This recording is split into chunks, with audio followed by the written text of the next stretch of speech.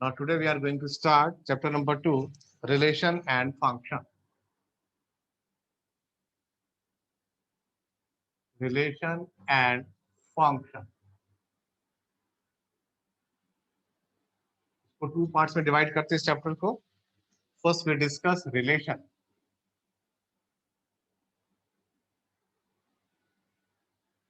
First discuss करते हैं relation. कि रिलेशन क्या है. तो रिलेशन को पढ़ने के लिए इसकी एक सब हेडिंग आएगी, that is your Cartesian product. Cartesian product. इसको ध्यान से पढ़ेंगे तो रिलेशन वर्ड क्लियर हो जाएगा. तो first of all we will discuss Cartesian product. ये कार्टेशियन प्रोडक्ट होता क्या है क्या. लास्ट क्लास में हम लोग सेट्स के बारे में पढ़ चुके हैं. सपोज दैट मेरे पास सेट लिखा है ए, उसका एलिमेंट है 1, 2, 3. एक सेट है, उसका एलिमेंट है 1, 2, 3. दूसरा सेट लिया मैंने बी, उसके एलिमेंट है ए, बी. सेट ए है, उसके एलिमेंट है 1, 2, 3. सेट बी है, उसके एलिमेंट है ए, बी. अब मुझे बोला गया find the Cartesian product from A to B. We have to discuss Cartesian product from A to B. A को बी से, तो इसको लिखते हैं रिप्रेजेंट करने का तरीका, that is A cross B. A cross B का मतलब हुआ Cartesian product from A to B. तो कैसे लिखेंगे, all the possible order of set pair. Pair की बात करें यानी पेयरिंग करें कहां से, फ्रॉम ए से बी को. ए से बी यानी 1 को ए से पेयरिंग किया 1, ए. 1 का बी से पेयरिंग होगा 1, बी. फिर क्या आया 2, तो 2 का ए से होगा 2, ए. फिर आया 2 का बी से आया 2, बी. फिर ऐसे 3 का आएगा 3, A and 3, B. This is Cartesian product from A to B. जब मैंने ए को बी से पेयरिंग की. Suppose we have to ask B cross A. तो बी को ए से करेंगे. जब बी को ए से करेंगे तो क्या आएगा, that is your A1, A2, A3. मतलब ए का 1 के साथ, ए का 2 के साथ, ए का 3 के साथ. राइट. ये आ गया A1, A2 एंड A3. फिर बी का करेंगे तो क्या आ जाएगा, B1, B2 एंड B3. इसको कैसे पढ़ते हैं, Cartesian product from A to B. इसको कैसे पढ़ते हैं, Cartesian product from B to A. B को ए से. ठीक. अगर इनकी लोकेशन को ट्रेस करें, ये 1, है, ये A, 1 है. So simply we can say that A cross B is not equal to B cross A. यानी A क्रॉस B की वैल्यू B क्रॉस A के इक्वल नहीं है. इसको देख के कह सकते हैं. तो यहां मैंने लिखा आपका कार्टेशियन प्रोडक्ट. दो सेट दिए और दोनों कैसे सेट थे, दोनों सेट थे आपके नॉन एम्प्टी सेट. याद रखें, the word is non empty set. दोनों ही नॉन एम्प्टी सेट होने चाहिए. ये इसकी कंडीशन है, रिक्वायर्ड कंडीशन. वो क्या है, these two sets are non empty set. अगर हमारे पास दोनों नॉन एम्प्टी सेट हैं, इनका अगर कार्टेशियन प्रोडक्ट निकालें फ्रॉम ए टू बी और बी टू ए, तो इसके जो सेट ऑफ ऑर्डर्ड पेयर होते हैं, this is known as the Cartesian product. So we can say that the simplest meaning of Cartesian product of possible ordered pair from A to B or B to A, and both are not equal. And A cross B is not equal to B cross A. I think this first word is clear. The simplest meaning of Cartesian product. यहाँ तक ये चीज आपको समझ में ठीक से आ रही है कि कार्टेशियन प्रोडक्ट होता क्या है और A cross B is not equal to B cross A. और ये इसकी required condition, this is your sufficient condition is what, these two sets must be non empty. अगर सपोज दैट एम्प्टी हो जाए तो क्या हो, ये भी क्वेश्चन आता है ना दिमाग में. If suppose this is empty then what happen. अगर ये एम्प्टी हो जाएगा, if this is empty, A हो जाए एम्प्टी, तो ए का बी से निकाले, या बी हो जाए एम्प्टी बी का है, तो आंसर विल बी एम्प्टी. यानी एम्प्टी अपने साथ सबको मर्ज करके एम्प्टी कर देता है. राइट. एम्प्टी क्या करेगा, सबको वो मर्ज करके एम्प्टी ही कर देता है. चाहे ए एम्प्टी हो जाए या बी हो जाए या दोनों एम्प्टी सेट हो जाए, तो दोनों का जो क्रॉस होगा, दोनों का जो क्रॉस प्रोडक्ट होगा, that should be empty. So condition is what, Cartesian product में A and B these are non empty set. Condition define ही यहां से होती है कि two sets are set to be non empty, and the Cartesian product of these two sets is defined simple set of ordered pair. A set of ordered pair. This is known as the ordered pair. This is from A to B. A को B से किया 1A, 1B, 2A, 2B, 3A, 3B and so on. और B का ऐसे करेंगे A1, A2, A3, B1, B2 and B3 and so on. ठीक, इस तरह से हम लोग इसके सेट डिफाइन करते हैं. सो फर्स्ट वर्ड मैंने डिस्कस किया अभी आपसे, कार्टेशियन प्रोडक्ट होता क्या है. क्लियर? तो ये था सिंपल एक कंसेप्ट या लॉजिक कह सकते हैं, the simplest meaning of Cartesian product. अगर माइंड में सेट हो गया कि ये दिस इज या कार्टेशियन प्रोडक्ट, तो अब हम इसकी डिस्कस करते हैं प्रॉपर्टीज, यानी इसका अपना बेसिक क्राइटेरिया क्या है. डिस्कशन लेवल आया हमारे पास इसकी अपनी properties. What is a properties? First property क्या है? अब आपने हेडिंग डाली यहाँ पे प्रॉपर्टीज.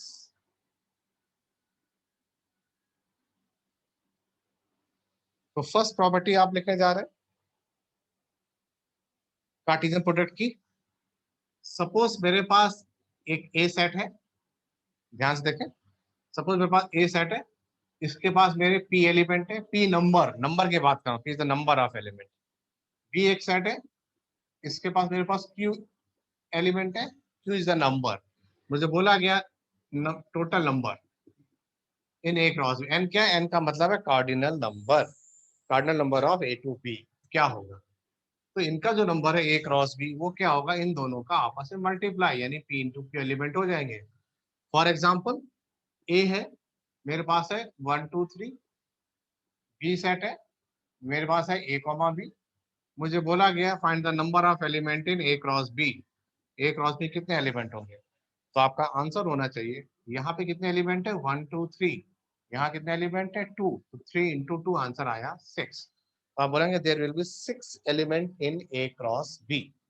ए क्रॉस बी में मेरे 6 एलिमेंट होंगे. 3 एलिमेंट यहाँ पर, 2 एलिमेंट यहाँ पे. तो 3 इंटू 2 आंसर दिया आपने 6 element. This is what, this is the our first property. ये इसका कंसेप्ट था और ये इस पे बेस्ड मैंने एक सॉल्व एग्जांपल करके दिखाया, जिससे आपको प्रॉपर्टी अच्छे से समझ में आ जाए. अब मैं आता हूं सेकंड प्रॉपर्टी में.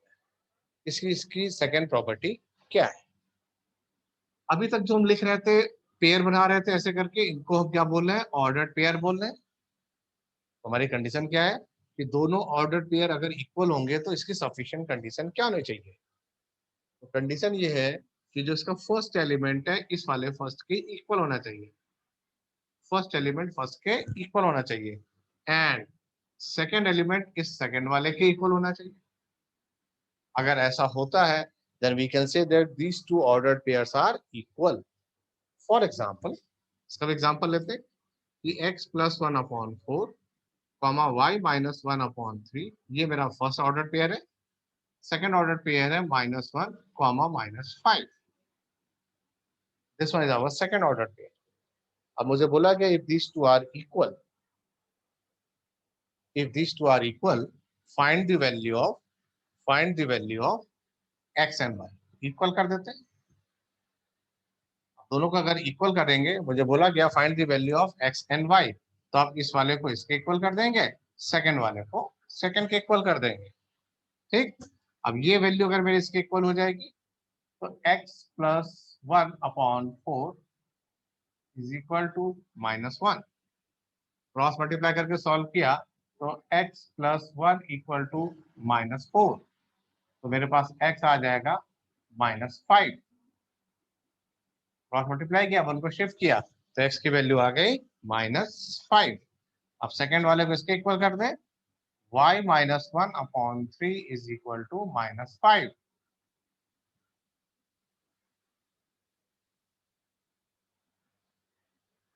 इसको मैंने इसके इक्वल कर दिया, y -1 इक्वल टू -5. तो क्रॉस मल्टीप्लाई किया, y -1 इक्वल टू -15. तो y इक्वल टू -15 प्लस 1, तो y इक्वल टू -14.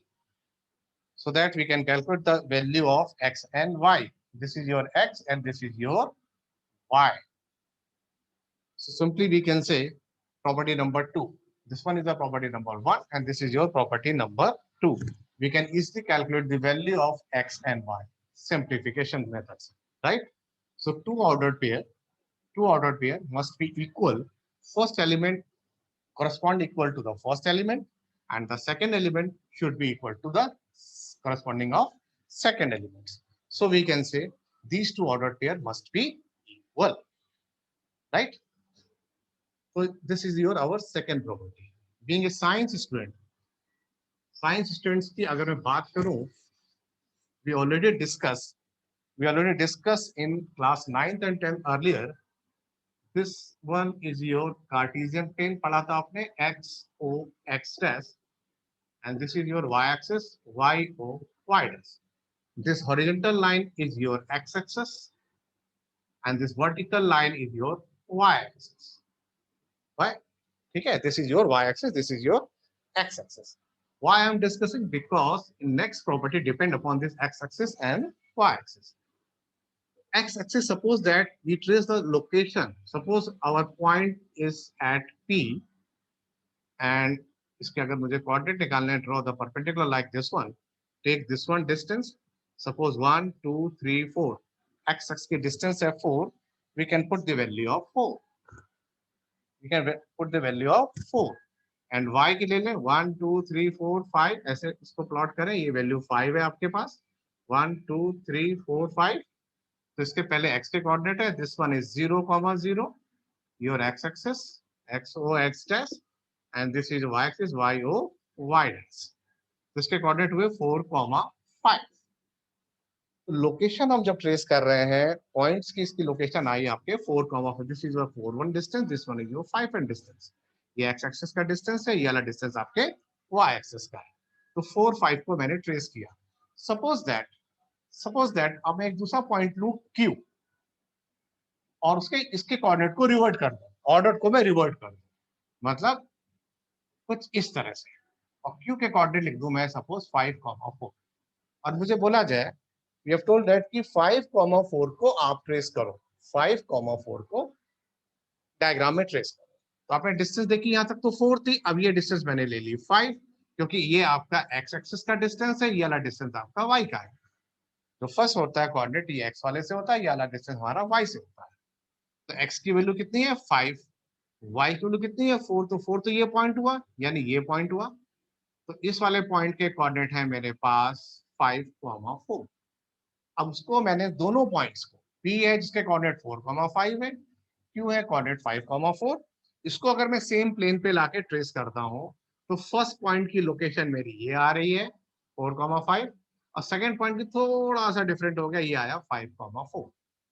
मतलब ऑर्डर इनके अलग अलग है, इन पॉइंट की लोकेशन डिफरेंट हो जाएगी X axis as well as Y axis में. दैट मींस हमारी जो प्रॉपर्टी है, जहां से मैंने आपका स्टार्ट किया था, Cartesian product A cross B that is not equal to B cross A, उसका एक ज्योमेट्रिकल रीजन ये है, बिकॉज पार्टिकल की जो लोकेशन है 4, 5 इज द डिफरेंट फ्रॉम 5, 4. दोनों पॉइंट की लोकेशन अलग अलग हो जाएगी. So that's why we can say that A cross B is not equal to B cross A. जैसे मैंने A और B के अभी निकाले थे ना कार्टेशियन प्रोडक्ट, तो दोनों वैल्यू, एक फर्स्ट वाले का जैसे एलिमेंट आया मेरे पास 1, 2 A क्रॉस B का. सपोज B क्रॉस A कर रहे हैं तो उसका एलिमेंट आ रहा है 2, 1, और दोनों की अलग अलग लोकेशन हो जाएगी. इसको ट्रेस करेंगे तो जब दोनों की लोकेशन अलग अलग हो जाएगी, that's why we can say that A cross B is not equal to B cross A. ये तो बात हुई 2 डायमेंशन प्लेन की, X axis and Y axis के according. This one X axis and Y axis. जब मैं A cross B ले रहा हूं, अब सपोज दैट अगर मैं आपसे पूछूं A cross B cross C, A cross B cross C, इसकी बात करूं, तो जब इसके लिए मैं ट्रेसिंग करूंगा अपने एक्सिस में, तो अब मेरे पास 3 पॉइंट्स आ जाएंगे. यानी एक्स एक्सिस का पॉइंट आएगा, वाई एक्सिस आएगा और जेड एक्सिस आ जाएगा. तो जब 3 पॉइंट्स आ जाएंगे, X axis, Y axis and Z axis, तो इसके लिए हम लोग प्लॉट करेंगे. This is your origin, your X axis, this is your Y axis and this is your Z axis. जब 3 प्लेन आ जाएंगे, 3 एक्सिस आ जाएंगे, इसको बोलते हैं हम लोग 3D प्लेन. 3D प्लेन मतलब 3 डायमेंशन ज्योमेट्री प्लेन. तो 3 पॉइंट्स इसमें एग्जिस्टेंस में होंगे. सपोज दैट मैंने पॉइंट लिया 1, 2, 3. 1, 2, 3 का मतलब हुआ x की वैल्यू मेरी 1 आ रही है, y का पॉइंट यहाँ 2 है, z का पॉइंट 3 है। मैं ऐसा क्यों लिख रहा हूँ? ऐसा मैं इसलिए लिख रहा हूँ, जो मेरी नेक्स्ट प्रॉपर्टी है, सपोज दैट अगर मैं बोलूं आपसे a की वैल्यू है मेरे पास 1,2, a is 1,2, find the value of a cross a cross a। इसका ज्योमेट्रिकल इंटरप्रिटेशन क्या होगा? What is the geometrical interpretation of point a cross a cross a? First of all we calculate a cross a। पहले मैं a cross a निकाल लूंगा, ठीक? तो a cross a, जैसे अभी आपने Cartesian product a cross b निकाला था, सेम प्रोसेस से निकालूंगा। यहाँ फिर से लिख लेता हूँ, a वैल्यू है 1,2, तो मैं a क्रॉस a की वैल्यू निकालूंगा। तो a क्रॉस से पहले 1 का 1 के साथ ऑर्डर्ड पेयर आया 1,1, ठीक है ना? 1 का 1 के साथ आया 1,1, 1 का 2 के साथ आएगा 1,2, 1 का 1 के साथ 1,1, 1 का 2 के साथ 1,2, फिर 2 का 1 के साथ 2,1, फिर 2 का 2 के साथ 2,2। बन के तैयार हो गया मेरा ए क्रॉस ए। जब मेरा ए क्रॉस ए बन के तैयार हो गया, अब मैं क्या करूंगा? अब मैं इस ए क्रॉस ए को अगेन ए के साथ लिखूंगा। तो कैसे लिखूंगा? ए क्रॉस ए क्रॉस ए। इस 1,1 का मैं 1 एक यहाँ, चलिए ए सेट यहाँ लिख लेता हूँ ऐसे 1,2। तो ए क्रॉस ए का ए के साथ, तो 1,1 का 1 के साथ क्या आया 1,1,1। फिर 1,1 का 2 के साथ क्या आएगा 1,1,2। पहले इसको इसके साथ लिख लिया, देन दिस वन। फिर इस वाले को 1,2,1, 1,2,2। पहले इसको इसके साथ लिख लिया ऑर्डर पेयर, फिर इसका इसके साथ लिख लिया ऑर्डर पेयर। सेम इस वाले के इसके साथ लिखेंगे 2,1,1, 2,1,2। फिर इस वाले के लिखेंगे 2,2,2 एंड 2,2,2। इस तरह से मेरे प्लेन बन के तैयार हो जाएंगे। क्लियर है यहाँ तक? ठीक से बात आ रही समझ में? तो इस तरह आपका ये ए क्रॉस, यानी ये ट्रिपलेट बन गया। ये एक्स एक्सेस, ये वाई एक्सेस और ये आपका जेड एक्सेस। तो ये ऑर्डर जो ट्रिपलेट है, ये 3D प्लेन को रिप्लेस करता है, यानी 3D प्लेन में आपकी फिगर को शो करेगा। और जब 3D प्लेन में आ जाएंगे फिगर, तो इसके लिए वर्ड हम लोग यूज करते हैं ordered triplet. The actual word is what? Ordered triplet. यहाँ ऑर्डर ट्रिपलेट का मतलब है, ऑर्डर ट्रिपलेट का क्या मतलब है? ट्रिपलेट यानी 3 नंबर्स आ जाएंगे। कौन कौन से? X axes, Y axes and Z axes में आ जाएंगे। और ये इस तरह से आपने प्लेन को यहाँ पे डिसाइड किया, X axes, Y axes and Z axes के साथ। क्लियर? तो आपने प्रॉपर्टी क्या क्या देखी? सबसे पहले आपने कंपेयर करके देखा, फिर टोटल नंबर ऑफ एलिमेंट्स निकाले। ये आपकी थर्ड प्रॉपर्टी है। यहाँ से ए क्रॉस ए, यानी जब ट्रिपलेट के बारे में बताना शुरू करता है, ठीक है? तो ये थी आपकी first, second and third properties. अब अगर मैं आपसे